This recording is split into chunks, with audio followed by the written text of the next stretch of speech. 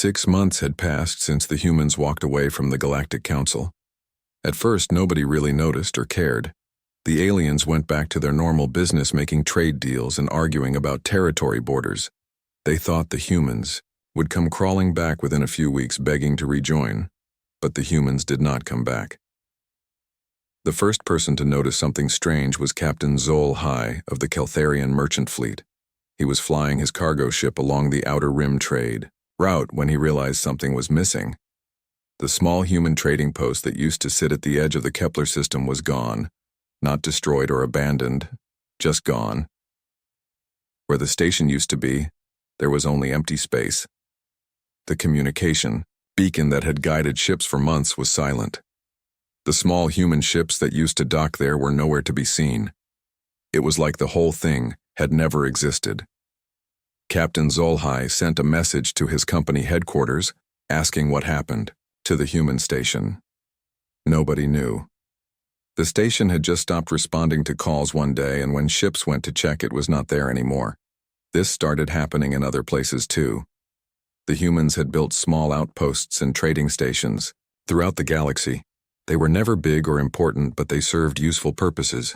They helped ships that broke down. They sold fuel and supplies. They passed messages between distant worlds. Now all of these stations were gone. The human ships that used to travel the trade routes had vanished too. These vessels were not impressive by alien standards. They were small and simple and did not have the best weapons or shields, but they were reliable and their crews were honest. They carried cargo between worlds that bigger companies ignored. The disappearance created small problems at first. Some trade routes became less profitable because human ships were not there to fill the gaps. Certain goods became harder to find because humans had been the only ones willing to transport them to remote areas at the Galactic Council meetings. Counselor Veltar of the Keltharian Empire was the first to ask the obvious question. Where did they go? The question seemed silly at first. Why would anyone care about one small species that controlled maybe 20 star systems?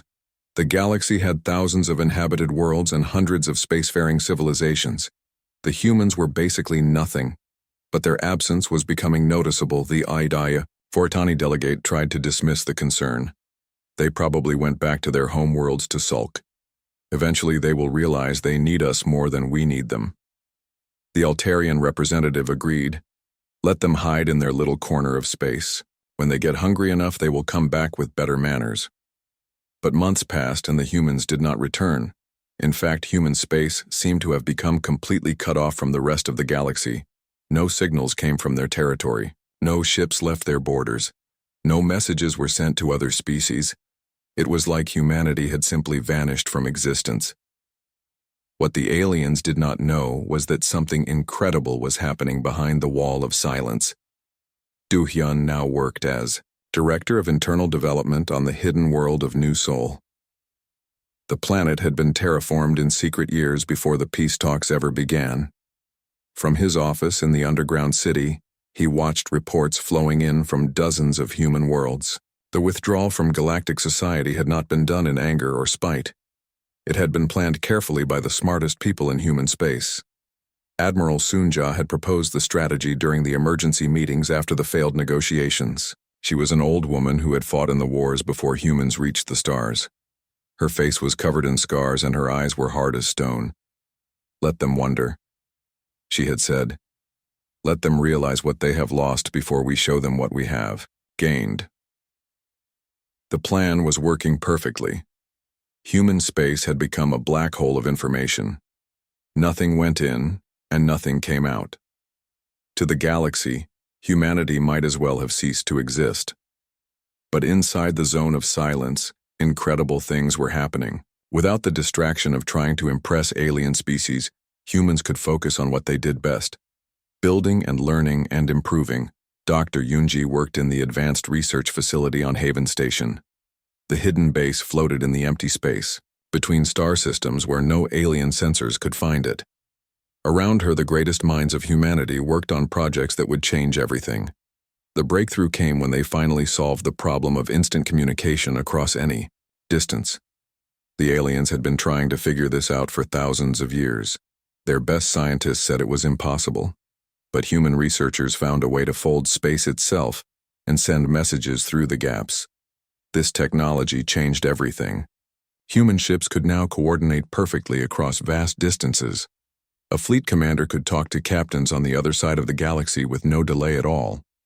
Military units could work together like they were in the same room even when they were star systems apart, but communication was just the beginning.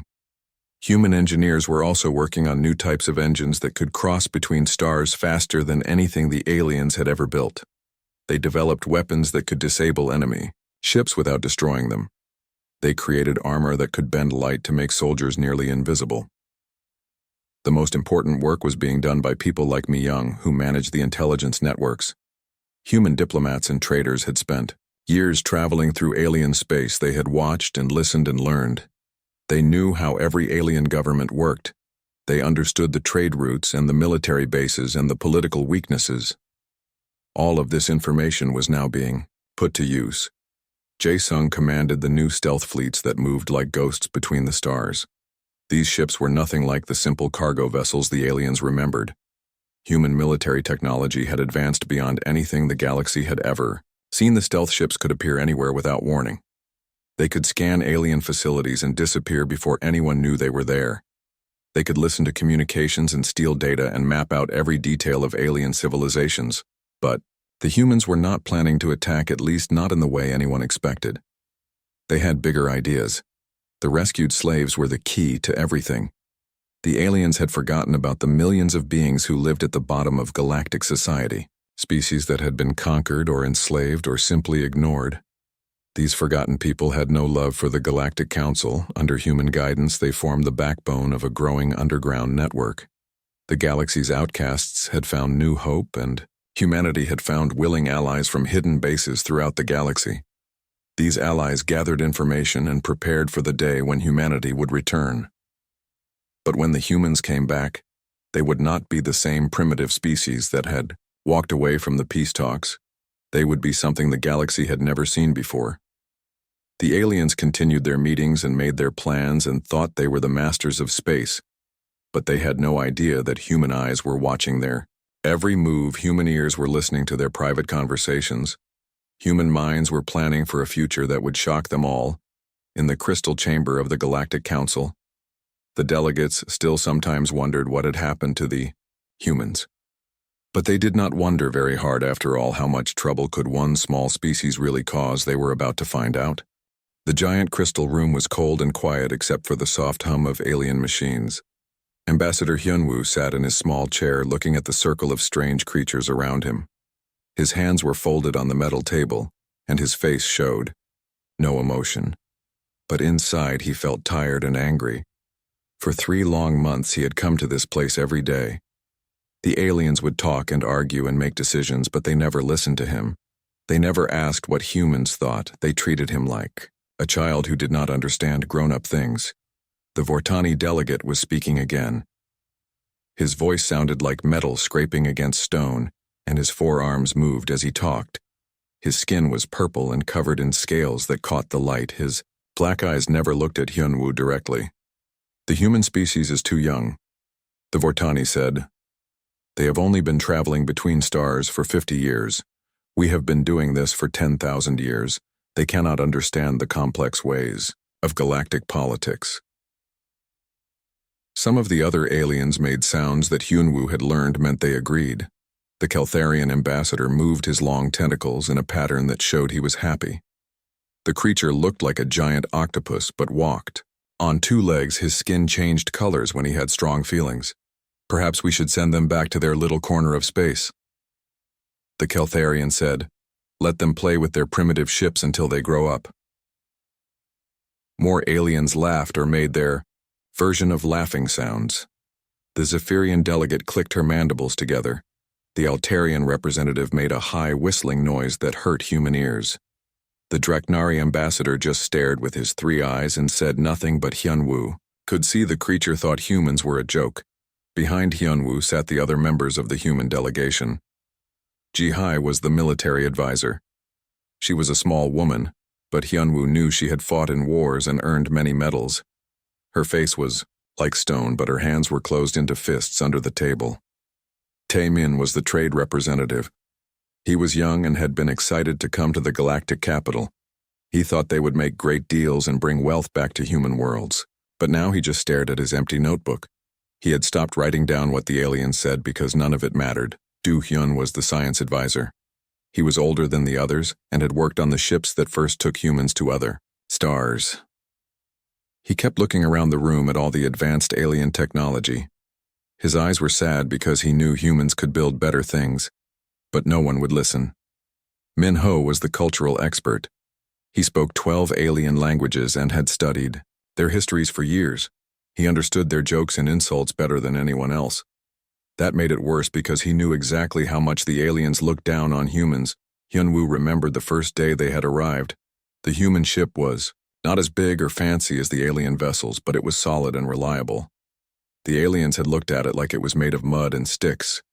They whispered to each other in their strange languages, and Hyunwoo heard some of the words. Primitive, they said.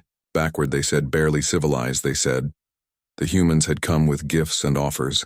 They brought new medical techniques that could save lives. They had energy systems that were clean and efficient. They offered to share their music and art and stories. But the aliens were not interested. What could such a young race possibly teach us? The Vortani had said on that first day. Now, 3 months later, nothing had changed. The aliens still treated humans like they were stupid children. The council made rules about trade routes, but humans were not allowed to use the good ones. They made decisions about mining rights, but humans could only have the worlds. Nobody else wanted. Every day was the same. The aliens would argue about big, important things, and the humans would sit quietly waiting for someone to ask their opinion. But no one ever did. When Hyunwoo tried to speak, the aliens would look annoyed like he was interrupting something important. The worst part was how they talked about Earth. The aliens called it a minor world in an insignificant system. They said human technology was adequate for beginners. They thought human culture was quaint but simple. Hyunwoo knew they were wrong. He had seen what humans could do when they worked together. He had watched them build cities that reached the clouds and ships that could cross between stars. He had seen them solve problems that seemed impossible and never give up when things got hard. But the aliens did not want to see any of that. They had already decided what humans were, and nothing would change their minds. The Vortani was still talking. We must remember that humans have no real military power. Their ships are slow and their weapons are basic. They pose no threat. To any established civilization, we can safely ignore their wishes in our planning. That was when something inside Hyunwoo finally broke. He had been patient and polite and diplomatic for months. He had smiled when aliens insulted his people. He had stayed quiet when they made jokes about human stupidity. He had tried to be the perfect ambassador, but he was done. Hyunwoo stood up slowly. His chair made a small noise as it moved back. The sound seemed very loud in the crystal chamber. All the aliens stopped talking and looked at him. Some seemed surprised that he would dare to interrupt. We came here in good faith, Hyunwoo said. His voice was calm, but everyone could hear the anger underneath. We offered our friendship. We offered our help. We offered to work together for the good of all species in the galaxy. The aliens stared at him.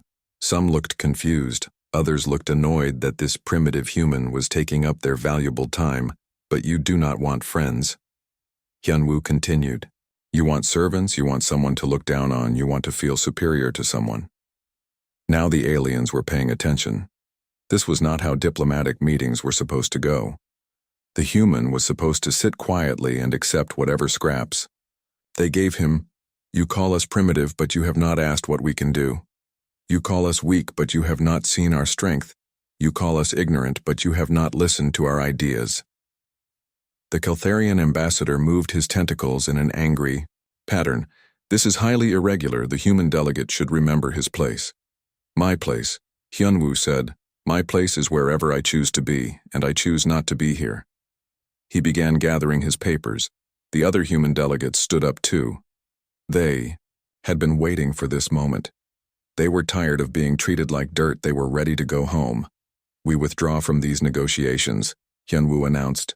All human representatives will return to our space immediately. We will not waste any more time trying to join a club that does not want us. The silence in the room was complete. No one had ever walked away from the Galactic Council before. Species fought wars to get a seat at this table. They begged and pleaded and offered anything to be included, but the humans were leaving. This is unprecedented, the Vortani finally said. No species has ever rejected council membership. Then you have learned something new today. Hyunwoo replied, goodbye. As the human delegation walked toward the door, the aliens began talking all at once. Some were angry, others were confused. A few seemed worried, but most just thought the humans were making a big mistake. They had no idea how right they were. The distress signal came from the edge of Vortani space. Captain Kethro of the patrol ship Crimson Dawn responded to the call, expecting to find another merchant vessel with engine trouble. Instead, he found something that made no sense at all floating. In the darkness of space was the entire Black Claw pirate fleet. 12 ships that had terrorized the trade routes for years were drifting powerless. Their hulls were intact, but their engines were dead. Their weapons had been removed with surgical precision, leaving clean cuts in the metal. Captain Kethro sent boarding parties to investigate. What they found was even stranger. The pirates were all alive but unconscious. They lay in their bunks or at their stations, breathing normally, but completely unaware. When the medical team tried to wake them, nothing happened. The pirates would open their eyes and look around, but they could not remember anything. What happened here? Asked Dr. Velmore, the ship medic, as he examined the pirate captain. I do not know, Captain Kethro replied. Their leader keeps saying he was in the middle of attacking a cargo ship, then everything went black. The pirate ships had been stripped of everything valuable. Their weapons were gone. Their stolen cargo had vanished.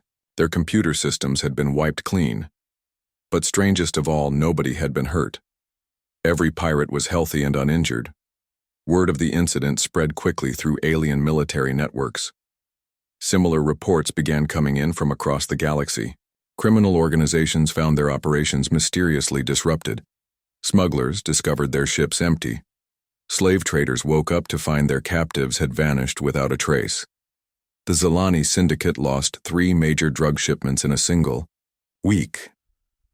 Their heavily armed transport ships were found drifting in space with crews that could not remember what happened. The drugs were gone, but in their place were medical supplies and food. The Draknari crime families reported that their slave markets on 7 different worlds had been raided in the same night. Security cameras showed nothing. Guards remembered being at their posts, then waking up hours later to find all the slaves gone. The electronic locks had been opened from the inside, but nobody knew how. Captain Yulhan of the Altarian Security Force was assigned to investigate these strange incidents. His team spent weeks studying the crime scenes but found almost nothing useful. The attackers left no fingerprints, no DNA, no energy signatures. Nothing that could identify who they were or where they came from. It's like they were ghosts, Captain Yulhan reported to his superiors. They appear out of nowhere, do what they want, and vanish without leaving any trace. The attacks continued, but they followed a clear pattern. Only criminal organizations were targeted. Legitimate businesses were left alone. Innocent people were never harmed. In fact, many of the rescued slaves and freed prisoners reported being treated with kindness by their mysterious saviors. Some witnesses described seeing figures in advanced armor that seemed to bend light around them, making them nearly invisible. Others spoke of weapons that could stun entire groups of people without causing permanent harm. A few mentioned hearing voices speaking in unfamiliar languages, but the most disturbing reports came from the survivors themselves. Many of the freed slaves did not return to their homeworlds. Instead, they seemed to disappear into the underground, networks of the galaxy's forgotten peoples. Word spread quietly through the lowest levels of society that someone was fighting for them. In the crystal chamber of the Galactic Council, the delegates were beginning to worry. The crime syndicates were some of their most profitable business partners. Many council members received payments to look the other way when slaves were moved through their territory. Councillor Zarvel of the Draknari Collective was the first to voice the obvious suspicion. Could this be the humans?" he asked during a closed session. The suggestion was met with laughter from most of the other delegates. The Vortani representative dismissed the idea immediately. Impossible.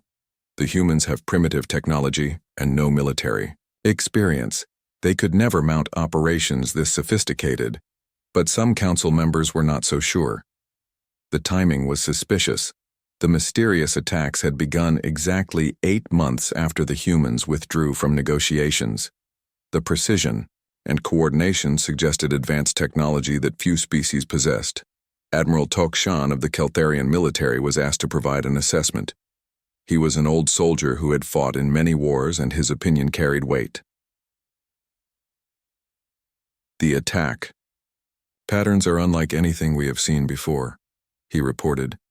"Whoever is doing this has perfect intelligence about criminal operations. They know exactly when and where to strike. They have technology that allows them to move unseen and weapons that disable without killing." He paused and looked around the room. This level of sophistication requires years of planning and resources that only a major civilization could provide. The silence that followed was uncomfortable. Many delegates were thinking the same thing, but none wanted to say it out loud. If the humans were responsible, then they had been seriously underestimated. What the council did not know was that their suspicions were correct. Yunwu now served as director of external operations from his command center on Haven Station. The hidden facility had grown into a small city, floating in the darkness between stars. Around him worked the best agents and soldiers humanity had ever produced. Mi-Young coordinated intelligence, networks that now spanned half the galaxy. Her operatives included freed slaves grateful for their rescue and forgotten species seeking revenge against their oppressors. Jae-Sung commanded the stealth fleets that carried out the operations. His ships were marvels of human engineering capable of appearing anywhere without warning. The crews were volunteers from across human space, men and women who believed in fighting for justice. The operations were planned with careful precision. Every target was studied for weeks before any action was taken. The goal was never simple destruction, but rather surgical removal of what humanity considered unacceptable.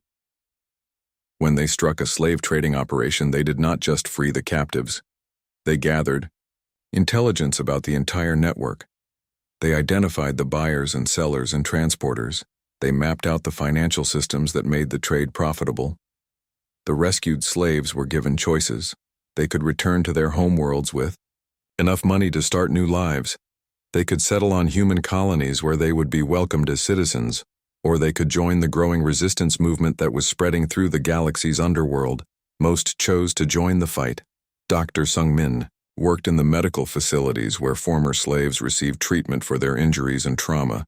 But he also did something else. He helped them remember. Human scientists had developed techniques for recovering suppressed memories. Many slaves had information about their captors that could be used to shut down entire networks. The intelligence gathered from these sessions was fed back to the operations teams, creating a cycle that made each mission more effective than the last. The humans were not just striking random targets. They were systematically dismantling the galaxy's criminal infrastructure. But this was only the beginning. The criminal organizations were the easiest targets. They had no government protection and few allies. The real test would come when humanity decided to challenge the established powers. In his private office, Hyunwoo studied reports from across the galaxy. The council was starting to ask questions, and some alien military leaders were getting suspicious. That was fine. It meant the plan was working. Soon the aliens would realize that the primitive humans they had dismissed were now the most dangerous force in the galaxy, but by then it would be too late to stop what was coming. The first cracks had appeared in the foundation of galactic civilization. The council members who had laughed at human weakness were about to learn what human strength really meant. The fortress world of Kethvar had never been conquered in 3,000 years. Its massive planetary shields could stop any weapon known to the galaxy. The orbital defense platforms carried enough firepower to destroy entire fleets. The surface was covered with military bases and weapon installations that made attack impossible. Supreme Commander Draktor stood in his command center, watching the defense screens with confidence. His hegemony controlled 200 worlds through fear and superior military technology. No enemy had ever successfully challenged their power. "Sir, we are detecting some unusual readings in the outer system," reported sensor operator Velkis. "What kind of readings?" Commander Draktor asked without looking away from his tactical displays. "I am not sure, sir. The sensors show something is there, but the signatures do not match any known ship types." Commander Draktor finally turned to look at the sensor station. "Show me." The main screen displayed the space around Kethvar. Tiny blips appeared and disappeared at the edge of sensor range like ghosts flitting between dimensions. The readings were so faint they might have been sensor errors, probably just merchant ships with faulty transponders. Commander Draktor said, "Send a patrol to investigate." 3 hegemony destroyers launched from the orbital stations. Their crews were experienced veterans who had fought in dozens of campaigns. They expected to find nothing more dangerous than smugglers or pirates. The destroyers reached the coordinates where the sensor readings had appeared but found empty space. Their commanders reported back that everything was normal. Then their communications went silent. "Destroyer Squadron 7, please respond."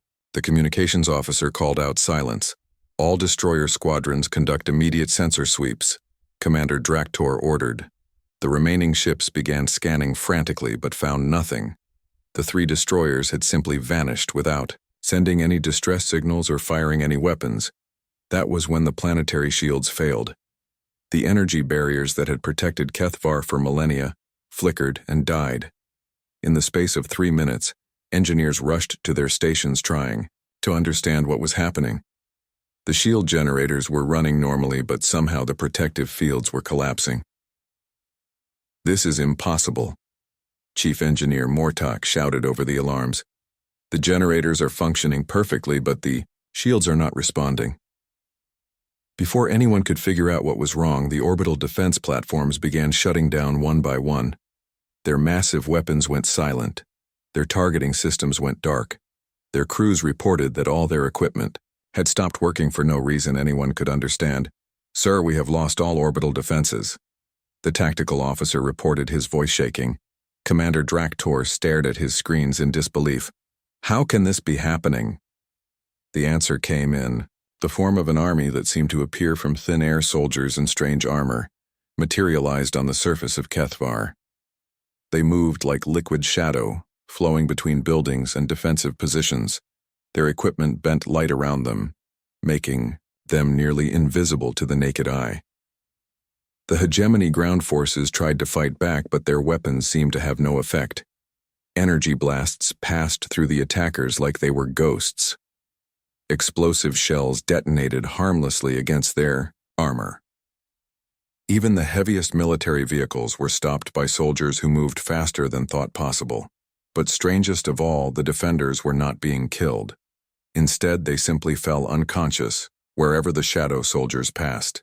Entire military bases would be active one moment and silent the next, filled with sleeping troops who could not be awakened. Within 6 hours, the most heavily defended world in the galaxy had fallen without a single shot being fired in return. At the center of the conquered capital city stood a figure that would haunt the nightmares of every military commander in the galaxy. General Inho wore armor that seemed to absorb light, making him appear as a dark outline against the world around him. His face was hidden behind a tactical mask that had become the symbol of unstoppable human military might. He activated a communication device that broadcast on every frequency in the galaxy. His message reached every ship, every station, every world where intelligent beings lived, people of the galaxy. His voice was calm but carried the weight of absolute authority. "The hegemony slave trade ends today. Their victims are free, their ships are forfeit, their leaders will face justice." The broadcast showed images of the fallen world hegemony soldiers lying unconscious in their barracks, slave pens standing empty with their doors torn off, warehouses full of stolen goods being distributed to freed captives. For too long, this galaxy has allowed evil to prosper in the name of profit and power. That era is over. We are humanity, and we have come to set things right. The shockwaves from the fall of Kethvar spread across civilized space. The hegemony had been one of the most powerful members of the Galactic Frontier Council. Their military was considered unbeatable. Their technology was among the most advanced in known space, but they had been defeated in hours by an enemy that seemed to come from nowhere. In the crystal chamber of the Galactic Council, panic ruled. The discussions that had once been calm and orderly, delegates shouted over each other, demanding answers that no one could provide. How is this possible? Councillor Veltar of the Keltharian Empire demanded. The humans have no military capability. They barely had space travel when they left us. We underestimated them, Admiral Tokshan replied grimly. Somehow they have developed technology far beyond anything we possess, but the humans were not finished with their demonstration of power over. The following days, similar operations struck across the galaxy. The Vortani Empire biological weapons facilities were destroyed, their research data deleted. Their scientists relocated to safety before they could be harmed. The Keltharian trade monopolies found their shipping lanes disrupted by vessels that appeared and vanished like phantoms. Cargo ships carrying illegal goods were intercepted, and their crews left sleeping peacefully as the contraband was confiscated. The Altarian mining operations that used slave labor were shut down in a single coordinated strike. Thousands of workers were freed and transported to safe worlds while their overseers woke up in detention cells. Each operation was precise, targeted, and devastatingly effective. The humans took no territory for themselves. They demanded no tribute or payment.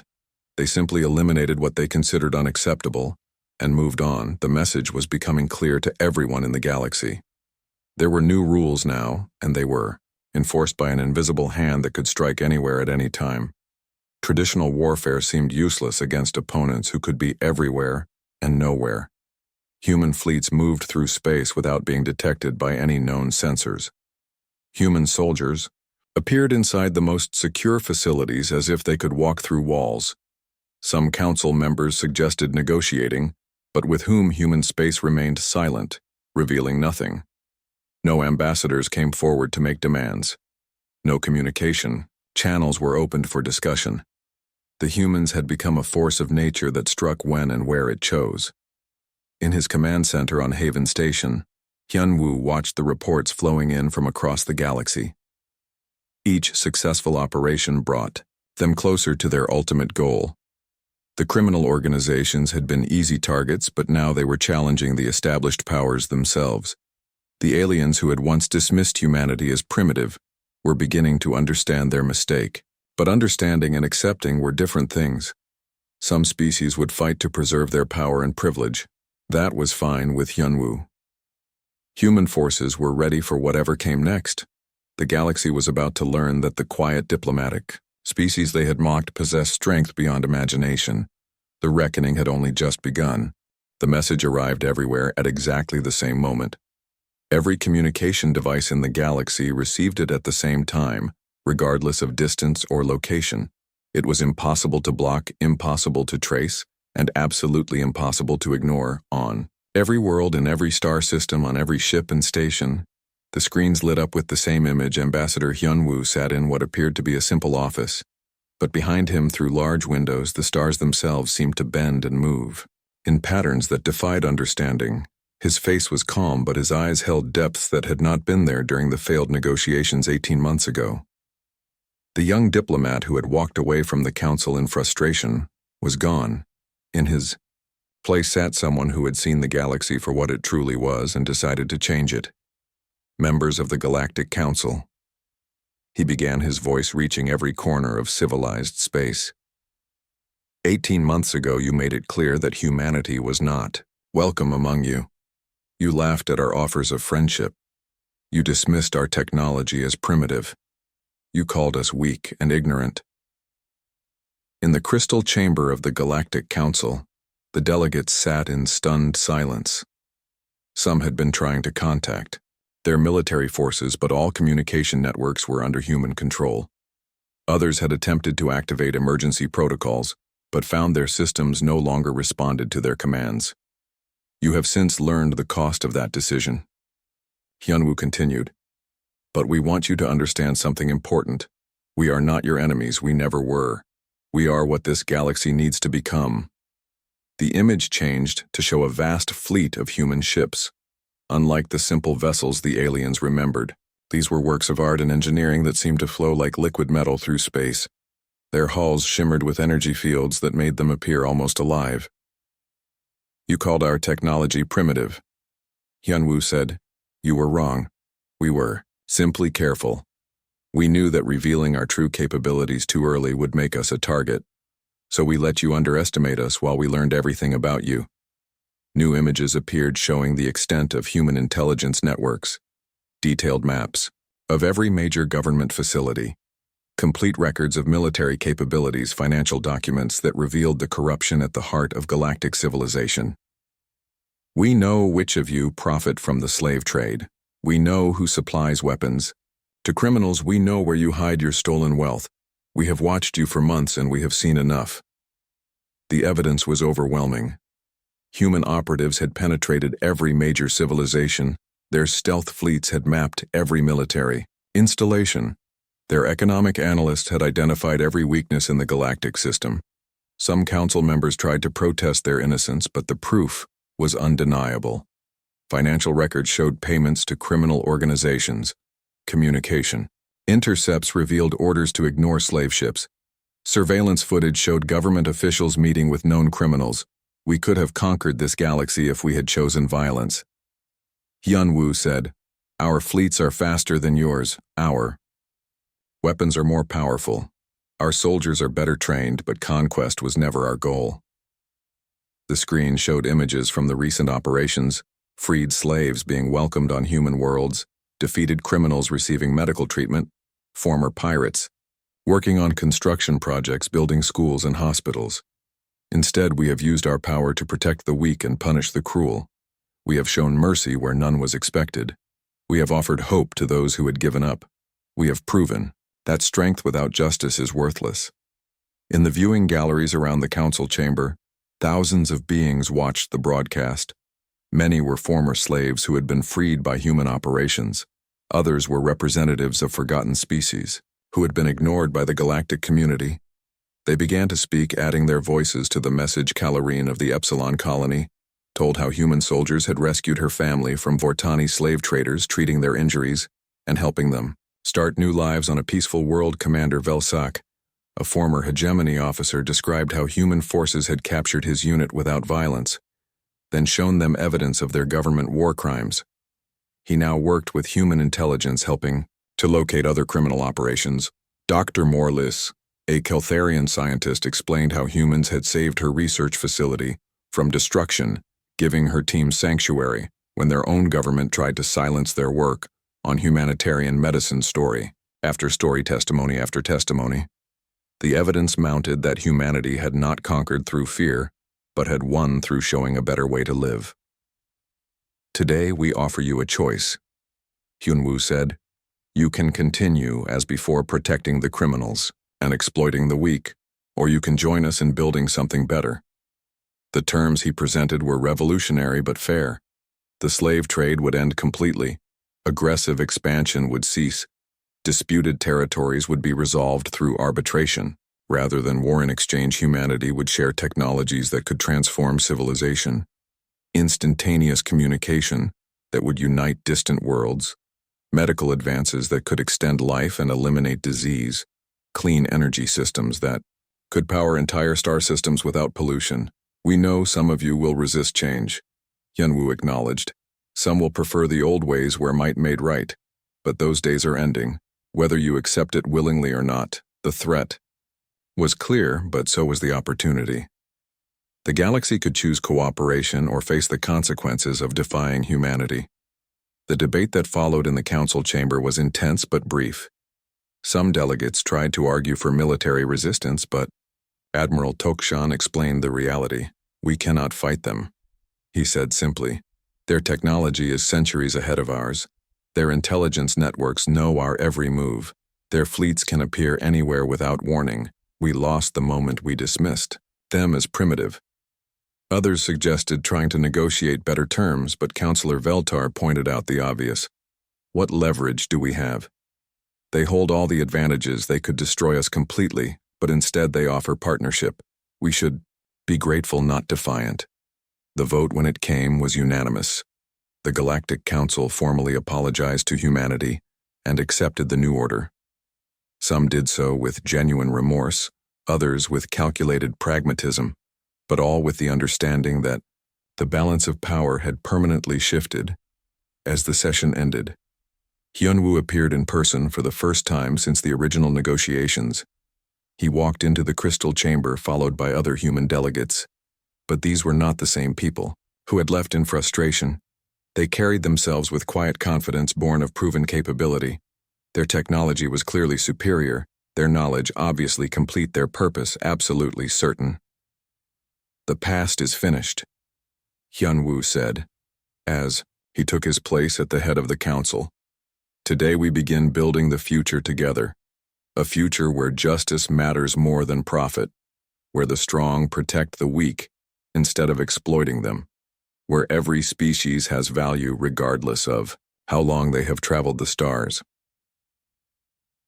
The first session of the new Galactic Alliance began with representatives from hundreds of worlds working together under human guidance. Former enemies sat beside former victims discussing trade agreements and mutual defense pacts. In the months that followed, the changes were dramatic. Slavery became extinct as human forces eliminated the last criminal networks. Scientific knowledge flowed freely between worlds as research barriers fell. Economic prosperity reached even the most remote colonies as trade routes expanded. The galaxy had not been conquered, it had been shown a better way to exist, and slowly but surely, it began to embrace that vision. From his office on Earth, Hyunwoo watched the transformation. With quiet satisfaction, the species that had once dismissed humanity as primitive now looked to them for leadership and protection. The mistake had been realized. The lesson had been learned. The future was bright with possibility.